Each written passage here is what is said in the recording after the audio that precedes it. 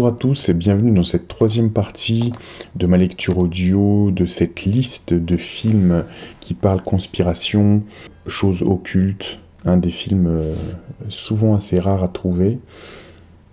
J'ai fait toute une introduction dans la première partie de ma vidéo, je vous laisse aller la voir. Quant à la liste PDF en elle-même, je vais vous mettre un lien dans la description. On continue avec le film Amityville 3D, le démon, 1983. Le journaliste sceptique John Baxter achète la tristement célèbre maison d'Amityville pour prouver que les histoires de hantis sont des supercheries. Cependant, lui et son équipe sont rapidement confrontés à des phénomènes paranormaux terrifiants qui culminent avec la libération d'une entité démoniaque piégée dans un puits au sous-sol. Terminator, en 1984, un cyborg assassin indestructible est envoyé du futur post-apocalyptique de 2029 à Los Angeles en 1984. Sa mission, tuer Sarah Connor, une jeune femme dont le fils à naître deviendra le chef de la résistance humaine contre les machines. Un soldat humain, Kyle Reese, est également envoyé du futur pour la protéger à tout prix. Crack Up, 1936. Un pilote d'essai excentrique, Ace Martin, est renvoyé de son travail après avoir simulé un accident d'avion pour prouver une faille de sécurité. Il est alors recruté par une organisation d'espionnage étrangère qui cherche à voler des plans aéronautiques secrets. Ace joue un double jeu, prétendant travailler pour les espions tout en essayant de les démasquer avec l'aide des services secrets américains. Le masque de Dimitrios, 1944. Un écrivain de romans policiers, Cornelius Leyden, devient fasciné par la vie d'un maître criminel international nommé Dimitrios Makropoulos, dont le corps vient d'être retrouvé. Son enquête le plonge dans le passé trouble de l'homme à travers l'Europe, révélant un écheveau de trahison, d'espionnage et de meurtre, tout en s'associant à l'énigmatique M. Peters, qui a ses propres comptes à régler avec Dimitrios. À vos ordres, Monsieur Moto. Thank you, Mr. Moto, 1937. L'agent secret japonais, M. Moto, se rend à Pékin pour déjouer un complot visant à s'emparer d'une série de parchemins anciens qui révèlent l'emplacement du trésor de Gengis Khan. Il doit naviguer dans un réseau d'intrigues, de meurtres et de trahisons pour empêcher que le trésor ne tombe entre les mains d'une organisation criminelle qui cherche à déstabiliser la région. On a aussi Le cerveau de M. Moto, 1937. C'était le premier film de la série. Il introduit l'agent secret japonais Kentaro Moto. Sous la couverture d'un importateur, il embarque sur un paquebot à destination de Shanghai pour démanteler un réseau de contrebande. Il se lie d'amitié avec le fils du propriétaire de la compagnie maritime et utilise sa ruse, ses déguisements et sa maîtrise du judo pour démasquer le chef de l'organisation. 4 de l'espionnage, Secret Agent, 1936. Pendant la Première Guerre mondiale, un officier britannique voit sa mort publiquement annoncée pour être transformé en agent secret. Envoyé en Suisse avec une fausse épouse et un général instable, sa mission est d'identifier et d'éliminer un espion allemand. La mission tourne à la catastrophe morale lorsqu'ils assassinent un innocent par erreur, exposant la nature brutale et amorale de l'espionnage. Le ministère de la peur, Ministry of Fear, 1944. À sa sortie d'un asile psychiatrique en pleine Seconde Guerre mondiale, un homme gagne un gâteau lors d'une fête de village. Ce gâteau contient un microfilm, le projetant au cœur d'un complot d'espionnage nazi opérant sous le couvert d'une organisation caritative.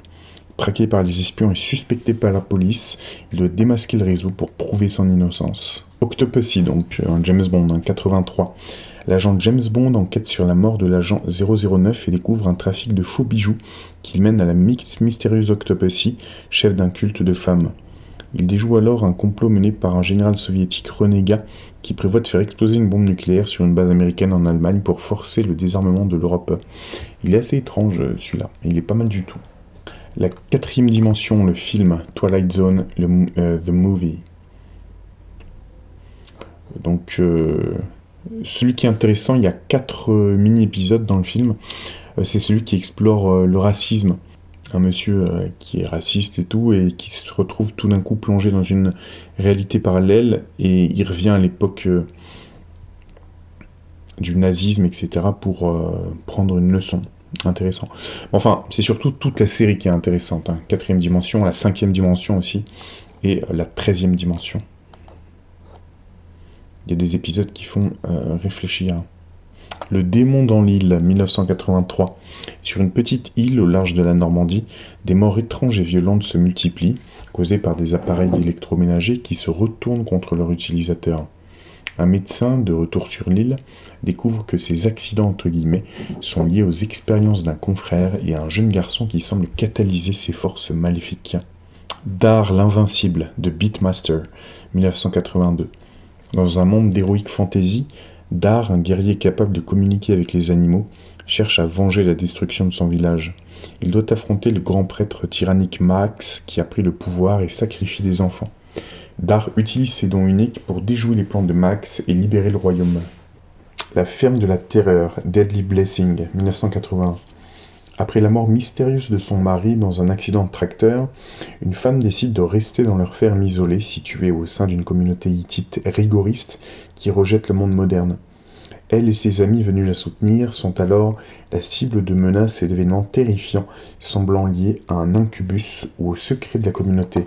Celui-ci va vous plaire, Le Maître des clones, Parts The Clonus Horror, 1979. Dans un complexe isolé, une communauté de jeunes gens en parfaite santé vit dans l'attente d'être choisis pour aller en Amérique. En réalité, ils sont des clones destinés à servir de banque d'organes pour de riches et puissants clients. L'un d'eux découvre la vérité et tente de s'échapper pour révéler cette conspiration. La mort en direct, Death Watch, 1980. Dans une société future où la mort naturelle est devenue rare, une chaîne de télévision lance une émission de télé-réalité, La mort en direct. Un homme équipé d'une caméra greffée dans son cerveau est chargé de filmer en secret les derniers jours d'une femme atteinte d'une maladie incurable, transformant sa souffrance en spectacle. Les yeux de la forêt, The Watcher in the Woods, 1980. Une famille américaine s'installe dans un manoir anglais isolé.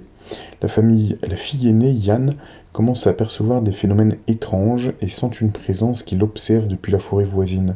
Elle découvre que ces événements sont liés à la disparition mystérieuse d'une jeune fille 30 ans plus tôt lors d'une cérémonie occulte qui a mal tourné.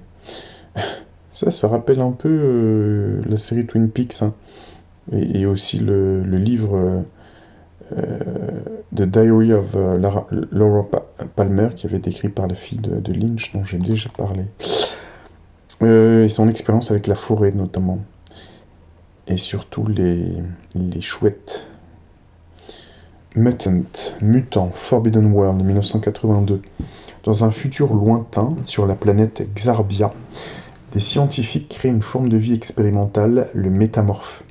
La créature s'échappe, se nourrit de l'équipage et se transforme en un prédateur intelligent et sanguinaire. Un chasseur de primes est appelé à la rescousse pour éliminer la menace mutante. Le joueur d'échecs de Maelzel de 1980, c'est un court-métrage adopté d'une nouvelle d'Edgar Allan Poe qui raconte l'histoire d'un automate joueur d'échecs qui fascine le public. Donc vous voyez, c'était bien avant l'IA. Hein. Le narrateur tente de percer le secret de la machine, révélant la supercherie complexe qui se cache derrière cette merveille mécanique et l'homme qui l'anime. La pluie du diable de Devil's Rain, 1975. Un homme tente de sauver sa famille d'un culte satanique dirigé par Jonathan Corbis, un prêtre maudit des siècles auparavant. Les membres du culte, dont les âmes sont piégées dans un talisman mystérieux, peuvent fondre sous la pluie. Le film culmine avec des scènes de messe noire et un exorcisme. Le titre français Bacchanal infernal est une alternative à La pluie du diable. Charlie, 1968. Charlie, un homme adulte atteint d'un retard mental, est choisi pour une opération chirurgicale expérimentale qui décuple son intelligence. Devenant un génie, il vit une histoire d'amour, mais réalise aussi l'arrogance et l'exploitation de la part des scientifiques. Il doit alors faire face à la nature temporaire de sa condition. Alors ça, c'est exactement le scénario des Fleurs pour Algernon. Hein. Il y a eu un film aussi. Attendez, je vais voir si je l'ai mis. Non, je l'avais pas mis, je vais le rajouter. C'est exactement le même pitch. C'est arrivé demain, It Happened Tomorrow, 1944. Un jeune journaliste, Larry Stevens, reçoit mystérieusement un exemplaire du journal du lendemain, ce qui lui permet de rédiger des scoops avant tout le monde. D'abord ravi, il découvre les dangers de connaître l'avenir lorsqu'il lit la nouvelle de sa propre mort imminente. Ça rappelle un petit peu La beauté du diable de 1950 avec Gérard Philippe et l'acteur Simon. J'en parlerai plus tard puisque je l'ai mis dans la liste. Exoman, 1977. Un professeur de physique, Nicholas Conrad, est paralysé. Tiens, c'est pas le même nom qu'il a dans The Game, vous savez, l'acteur Michael Douglas. Il s'appelle pas Nicholas Conrad? Ou un nom comme ça? Il s'appelle Nicolas. Conrad, ouais, je crois, est paralysé après avoir été attaqué par des malfrats pour l'empêcher de témoigner. Cloué dans un fauteuil roulant, il utilise son génie pour construire une armure exosquelette qui lui redonne la mobilité et une force surhumaine, lui permettant de se venger et de combattre le crime. Intéressant. Non, non, je viens de me souvenir, il s'appelle Nicholas Van Orton dans The Game. Non, rien à voir. Le jour où la Terre s'arrêta, The Day the Earth Stood Still, 1951. Avec notamment, si je ne me trompe pas, la merveilleuse musique de Bernard Herrmann. Un vaisseau spatial atterrit à Washington DC avec à son bord l'extraterrestre Klaatu et son puissant robot Gort. Klaatu apporte un message crucial à l'humanité. Cessez vos guerres et vos agressions, ou vous serez détruits par une fédération de planètes qui voit votre violence comme une menace. Meurtre au 43e étage, Someone's Watching Me, 1978. Alors je trouve que le titre en anglais ressemble à la chanson de Rockwell, vous savez, Somebody's Watching Me, avec Michael Jackson. D'ailleurs, j'en ai parlé récemment dans une vidéo. Et réécoutez bien les paroles d'ailleurs de Somebody's Watching Me, ça vaut le coup. Hein, quand il dit qu'il est espionné par le service des impôts, etc. Alors, synopsis. Lee Michaels, une réalisatrice de télévision, emménage dans un appartement d'un gratte-ciel.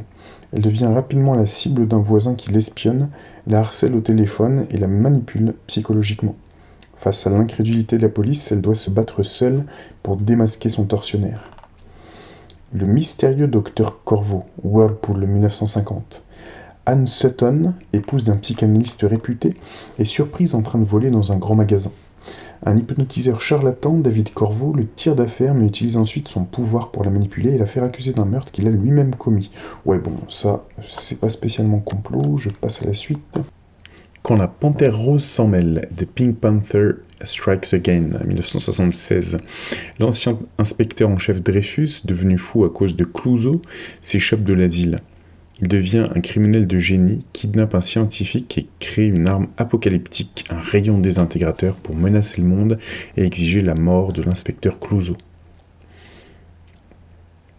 Alors plus intéressant là sur un plan occulte, The Astral Factor, ou un autre titre, The Astral Fiend, 1978. Un homme condamné pour meurtre apprend la projection astrale en prison. Après son exécution, son esprit continue de vivre et utilise ses pouvoirs occultes pour se venger des femmes qui ont témoigné contre lui en les assassinant depuis le plan astral. The Jupiter Menace, 1982. Ce documentaire apocalyptique explore des prophéties, notamment bibliques et celles d'Edgar Cayce, ainsi que des théories scientifiques et astrologiques. Il prédit une série de cataclysmes dévastateurs qui frapperont la Terre, déclenchés par un alignement planétaire centré sur Jupiter. She, 1985. Dans un futur post-apocalyptique, Tom et Dick partent à la recherche de leur sœur enlevée. Leur voyage les mène au royaume de N-Crush, dirigé par la déesse immortelle She. Ils y affrontent des factions de mutants, des créatures étranges et un dieu communiste dans un monde où la survie est un combat de tous les instants. Le sous-sol de la peur, What Waits Below, 1984. L'armée américaine mène des expériences dans un vaste système de cavernes en Amérique centrale. Lorsqu'une équipe de soldats disparaît, une mission de sauvetage est envoyée. Ils découvrent une race d'êtres albinos et une présence mystérieuse qui hante les profondeurs, attendant de frapper. Le titre Secrets of the Phantom Caverns est un titre alternatif. Le tigre du jardin des plantes, 1983. Ce court-métrage explore le thème de l'échange de corps et de l'occultisme. À travers l'histoire d'un tigre, le film suggère que les félins pourraient abriter une part de l'âme des morts. Alors c'est ce que pensaient les Égyptiens, créant un lien surnaturel entre le monde animal et l'au-delà. Le voyageur des siècles, les arcanes du jeu, 1982.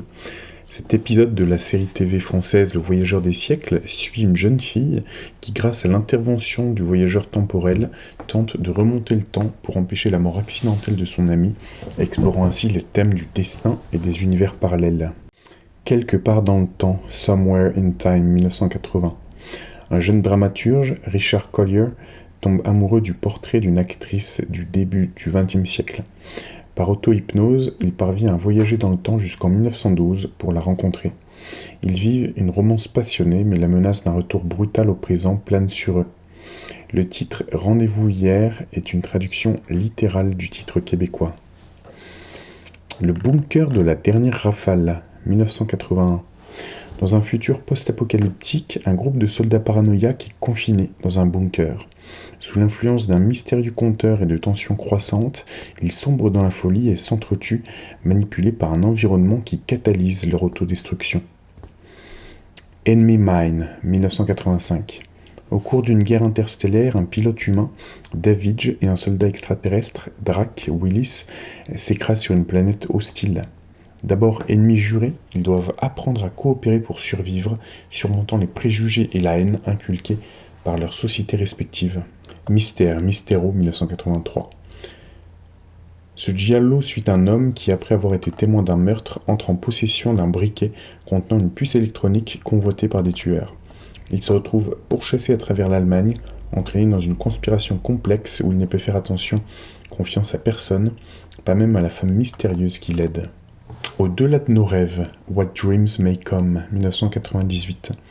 Après sa mort dans un accident, Chris Nielsen découvre un paradis visuellement stupéfiant, semblable aux peintures de sa femme, Annie.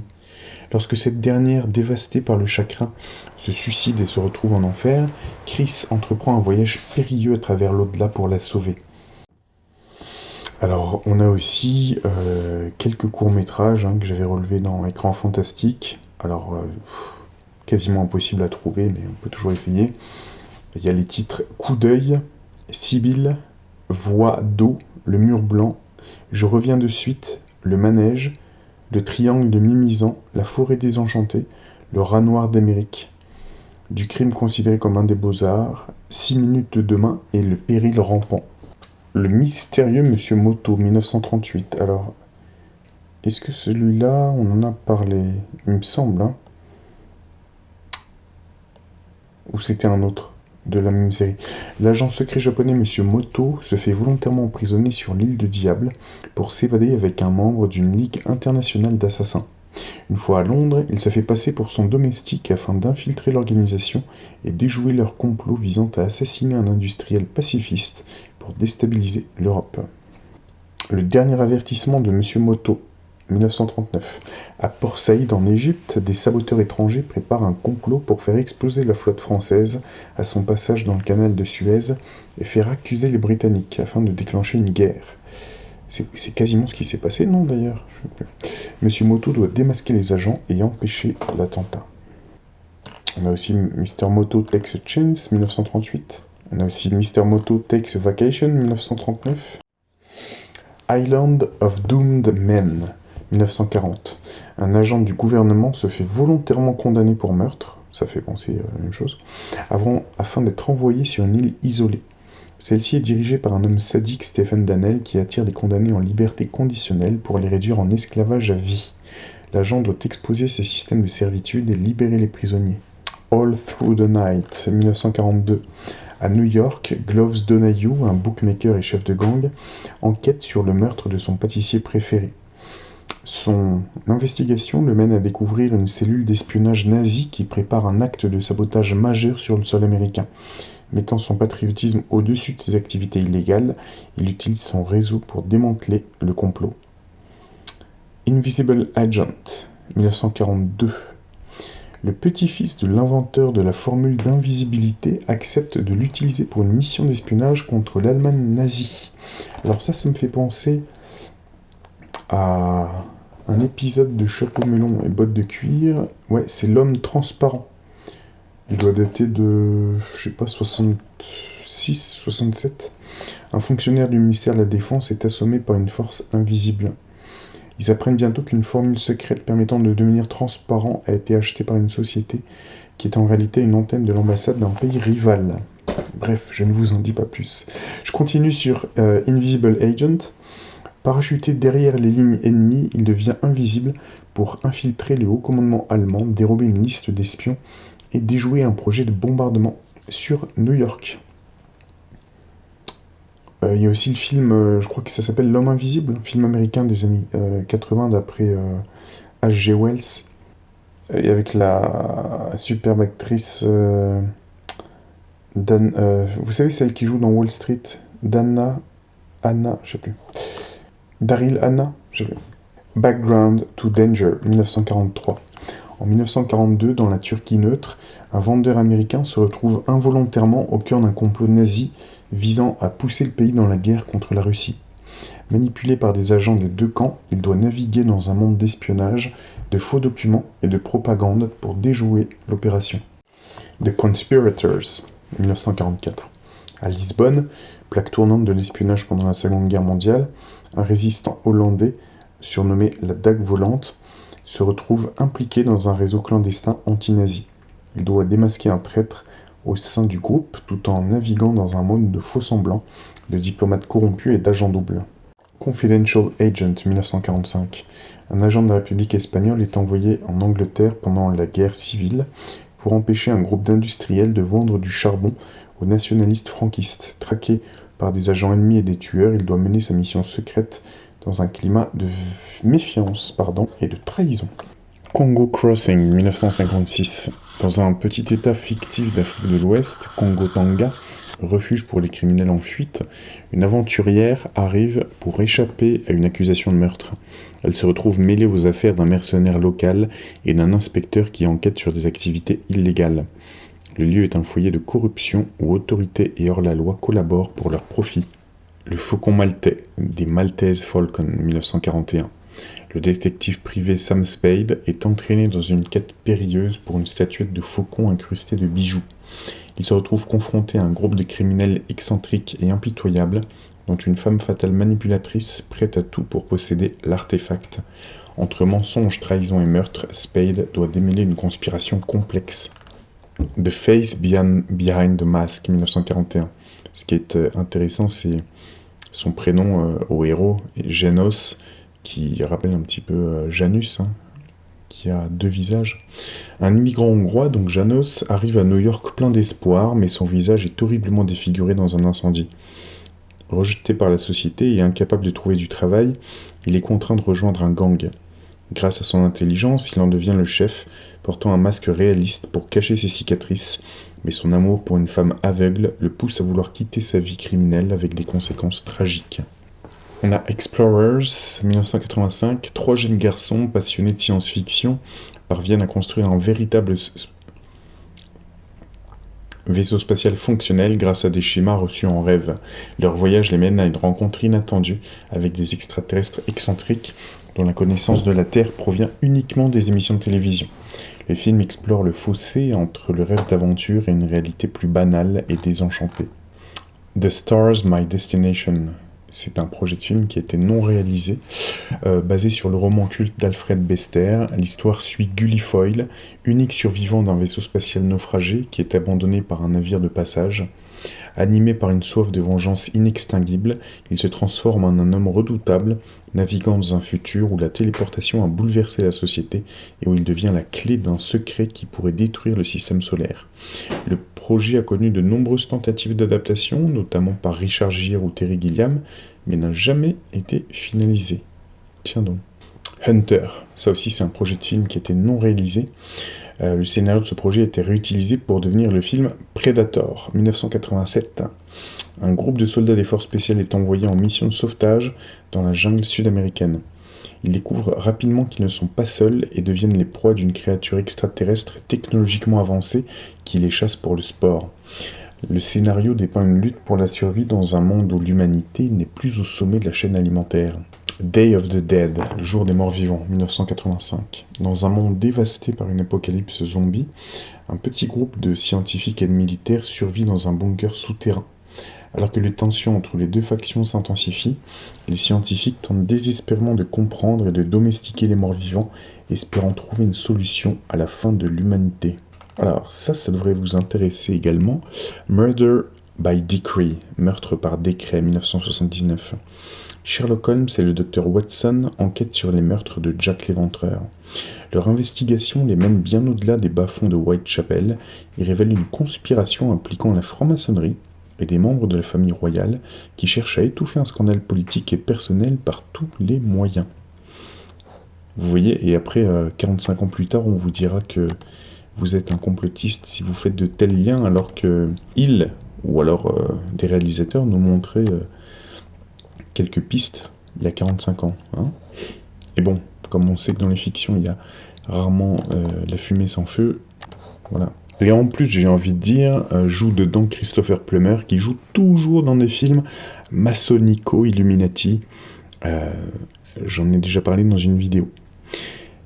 Eyes of Laura Mars, les yeux de Laura Mars, 1978, j'en ai déjà parlé. Laura Mars est une photographe de mode célèbre pour ses clichés stylisés et violents. Sa vie bascule lorsqu'elle commence à avoir des visions terrifiantes. Elle voit à travers les yeux d'un tueur en série qui assassine ses amis et collègues. Elle doit collaborer avec la police pour tenter d'identifier le meurtrier avant de devenir sa prochaine victime. Ça me fait un petit peu penser aux couleurs du diable de Jesua, que j'ai mis aussi dans la liste. Tex et il Signore degli Abissi. Tex est le Seigneur des Abysses, 1985. Le ranger Tex Wheeler et son ami Kit Carson enquêtent sur des attaques mystérieuses contre des convois militaires. Leur piste les amène à une pyramide cachée où une secte adore une météorite verte. Le grand prêtre de ce culte utilise le pouvoir de la pierre pour transformer ses ennemis en momies et prévoit de dominer la région. Black Moon Rising, Lune Noire, 1986. Un voleur d'élite, Quint, est engagé par le FBI pour dérober une cassette contenant des preuves contre une entreprise corrompue. Poursuivi, il cache la cassette dans une voiture prototype révolutionnaire, la Lune Noire. Mais la voiture est volée par un syndicat du crime dirigé par une femme fatale. Quint doit alors infiltrer leur forteresse high-tech pour récupérer à la fois la voiture et les preuves. Terror Vision, 1986. La nouvelle antenne satellite d'une famille de banlieusards capte accidentellement un signal terrestre qui matérialise un monstre glouton dans leur salon. Pendant que les parents sont sortis et que la sœur est avec son petit ami, le jeune fils de la famille doit tenter de survivre à la créature qui dévore tout sur son passage. Dans une satire horrifique de la société de consommation et de la télévision. Tenez, à ce propos, je vais vérifier si je vous ai mis Network. Non, bah écoutez, je vous le rajoute tout de suite. Alors là, on en vient au film The Mask 1961, dont personne ne parle aujourd'hui, alors que pour moi, il a directement influencé le film The Mask avec Jim Carrey de 1993. Un jeune archéologue met la main sur un ancien masque tribal qui, une fois porté, provoque de terrifiantes hallucinations en 3D. Donc à l'époque, en 61, c'était un film en 3D, vous savez, il fallait mettre les lunettes spéciales, et le pousse à commettre des actes violents. Avant de se suicider, il envoie le masque à son psychiatre, le docteur Alan Barnes, qui tombe à son tour sous la malédiction de l'objet. Commando, 1985. John Matrix, un ancien colonel des forces spéciales, voit sa fille Jenny kidnappée par un dictateur sud-américain déchu qu'il avait autrefois renversé. Pour la sauver, Matrix est contraint d'accepter une mission. Assassiner le président actuel de Valverde. Il s'échappe et se lance dans une course contre la montre pour anéantir l'armée du dictateur et récupérer sa fille. Frankenstein Must Be Destroyed, 1969. Le baron Frankenstein, traqué par la police, trouve refuge dans une pension où il fait chanter un jeune médecin et sa fiancée pour l'aider dans ses expériences. Son objectif est de transplanter le cerveau d'un scientifique mourant dans un autre corps, n'hésitant pas à recourir au meurtre et à la manipulation pour parvenir à ses fins macabres. The Plutonium Incident, 1980. Karen Silkwood, une employée d'une usine de traitement de plutonium, découvre de graves manquements aux normes de sécurité qui mettent en danger les travailleurs. Déterminée à dénoncer ces pratiques, elle rassemble des preuves, mais se heurte à l'hostilité de la direction et à une conspiration visant à étouffer l'affaire, mettant sa propre vie en péril. La dernière vague de Last Wave, ça on en a déjà parlé, j'ai l'impression que je l'ai mis 2 ou 3 fois dans la liste. The Story of Mankind, 1957. Dans un tribunal cosmique, le sort de l'humanité est en jeu suite à l'invention de la super bombe H. L'esprit de l'homme, Ronald Coleman, plaide en faveur de l'humanité, tandis que le diable, Monsieur Scratch, Vincent Price, en est le procureur. À travers une série de vignettes historiques, de Cléopâtre à Napoléon, ils présentent leurs arguments pour décider si l'humanité mérite d'être sauvée ou si elle doit être laissée à son autodestruction. Donc ce film nous parle de manière métaphorique de dirigeants invisibles de l'humanité, qui décident en fait des grandes lignes de l'humanité, c'est un petit peu ça. Voyage to the Bottom of the Sea, 1961. Le sous-marin nucléaire expérimental Seaview, dirigé par l'amiral Nelson, découvre que la ceinture de Van Allen a pris feu, menaçant de détruire la Terre. Alors que l'ONU refuse son plan audacieux pour éteindre l'incendie, Nelson et son équipage se lancent dans une mission non autorisée, devant faire face à des mutineries, des sabotages et des menaces extérieures pour sauver l'humanité. The Raven, 1963. Le docteur Craven, un sorcier en deuil, est visité par un corbeau qui se révèle être un autre magicien, le docteur Bedloe, transformé par le maléfique docteur Scarabus. Ensemble, ils se rendent au château de Scarabus pour se venger et découvrent la vérité sur la femme de Craven, Lénore. S'ensuit un duel de magie cosmique et spectaculaire entre les sorciers rivaux. The Comedy of Terrors, 1963. Waldo Trumbull, un entrepreneur de pompes funèbres alcoolique et sans scrupules, peine à joindre les deux bouts. Pour relancer son commerce, il décide avec son assistant de créer lui-même ses clients, entre guillemets, en assassinant des personnes riches. Leur plan se complique lorsqu'ils tentent d'enterrer vivant leur propriétaire, qui refuse obstinément de mourir. Dark Crystal, 1982. Dans le monde de Tra, le cristal de vérité a été brisé, donnant naissance à deux races, les cruels sexes qui règnent en tyran et les sages mystiques. Jen, un jeune gelfling, est envoyé en quête pour retrouver l'éclat manquant du cristal et accomplir une ancienne prophétie qui pourrait restaurer l'équilibre et mettre fin à la domination des Skeksis. 2010, l'année du premier contact. 2010, The Year We Make Contact, 1984. 9 ans après la mystérieuse mission Discovery One, une équipe américano-soviétique est envoyée vers Jupiter pour enquêter sur la défaillance de l'ordinateur HAL 9000 et sur le monolithe noir en orbite. Ils doivent réactiver HAL pour découvrir la vérité, donc il y a quand même une référence à 2001, l'Odyssée de l'espace, tout en faisant face aux tensions de la guerre froide et aux avertissements d'une intelligence supérieure. Le nom de la rose, évidemment, 1986. En 1327, le moine franciscain Guillaume de Baskerville, accompagné de son jeune novice Adzo, arrive dans une abbaye bénédictine isolée pour participer à une controverse théologique. Il est rapidement chargé d'enquêter sur une série de morts mystérieuses qui frappent les moines, le menant à découvrir les secrets d'une bibliothèque labyrinthique et d'un livre interdit. Le dernier combat, 1983. Dans un futur post-apocalyptique en noir et blanc, les rares survivants de l'humanité ont perdu l'usage de la parole. Un homme solitaire, tente de survivre dans un monde dévasté, affrontant des brutes violentes pour des ressources vitales et cherche à rejoindre une zone où la vie serait encore possible. Blade Runner, 1982, évidemment. Dans le Los Angeles pluvieux et surpeuplé de 2019, l'ancien policier Rick Deckard est rappelé au service. Sa mission, traquer et retirer 4 réplicants, des androïdes bioconçus devenus illégaux sur Terre. Alors qu'il mène son enquête, la frontière entre l'humain et l'artificiel devient de plus en plus floue. Alors écoutez bien, Domani si balla, 1982, film italien. Une mystérieuse épidémie d'origine extraterrestre se propage sur Terre, forçant les gens à danser de manière incontrôlable. Alors que le phénomène prend de l'ampleur, les autorités tentent de dissimuler la vérité et de contenir la situation, créant une panique générale et une atmosphère de complot face à cette menace dansante. Ah, d'ailleurs, il faut que je pense à vous ajouter le film Omicron des années 60 qui bizarrement avait le même nom qu'un des variants tristement célèbres. Je vais le rajouter dans le PDF, mais je vous lis rapidement son synopsis. Donc, le film Omicron, année 1963. Un extraterrestre, Omicron, prend possession du corps d'un ouvrier récemment décédé pour étudier l'humanité en vue d'une invasion. Forcé de revivre la routine abrutissante de l'usine, il découvre peu à peu les émotions humaines, comme l'amour et la solidarité, ce qui compromet sa mission et le pousse à se rebeller contre ses propres maîtres. Tigra, la glace et le feu, Fire and Ice, 1983. Dans un monde préhistorique fantastique, le maléfique seigneur de la glace, Necron et sa mère Juliana déclenchent une avancée glaciaire pour conquérir le monde. La princesse Tigra du royaume de feu est kidnappée, poussant un jeune guerrier, Larn, à s'allier au mystérieux et masqué Darkvolf pour la sauver et arrêter l'invasion. Alors, le prix du danger, 1983, dont je vous ai parlé un petit peu tout à l'heure. Dans une société futuriste fascinée par la violence télévisée, François Jacquemart participe au prix du danger, un jeu où un candidat doit survivre en ville pendant qu'il est traqué par 5 tueurs professionnels. S'il survit, il gagne une fortune. Le film est une satire féroce de la manipulation médiatique et de la déshumanisation du divertissement, et ça préfigurera la télé-réalité 20 ans plus tard.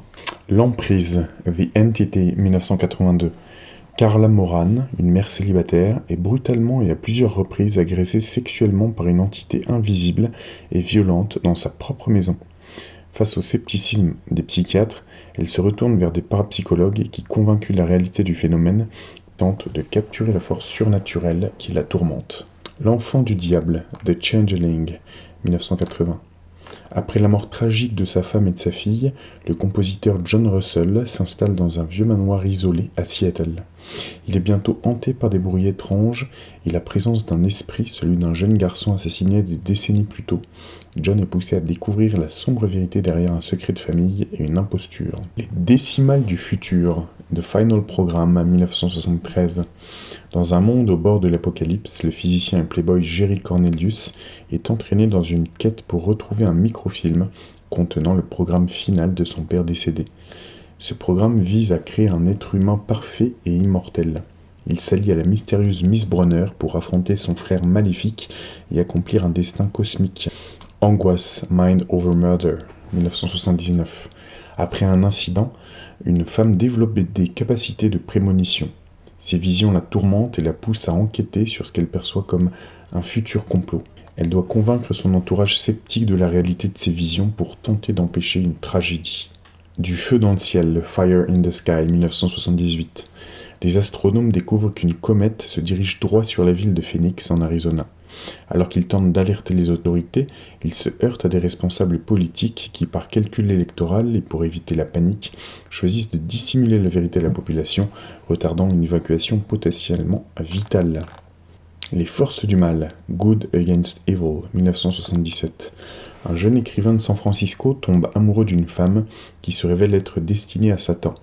Enlevé par une secte satanique dirigée par le sinistre Monsieur Rimin, le jeune homme s'allie à un prêtre exorciste pour la retrouver et la sauver des griffes des forces démoniaques. La guerre des mondes, bien sûr, The War of the Worlds, 1953. Des objets non identifiés s'écrasent près d'une petite ville de Californie. Il s'agit en réalité de machines de guerre martiennes qui émergent et commencent à anéantir toute forme de vie sur leur passage. L'humanité, impuissante face à leur technologie destructrice, assiste à l'effondrement de sa civilisation. La machine à explorer le temps, The Time Machine, 1960. En 1899, l'inventeur George Wells voyage dans le futur à bord de sa machine. Il atterrit en l'an 802 701 et découvre une humanité divisée. Les Eloïs, des êtres passifs vivant à la surface, et les Morlocks, des créatures cannibales souterraines qui se nourrissent des Eloïs.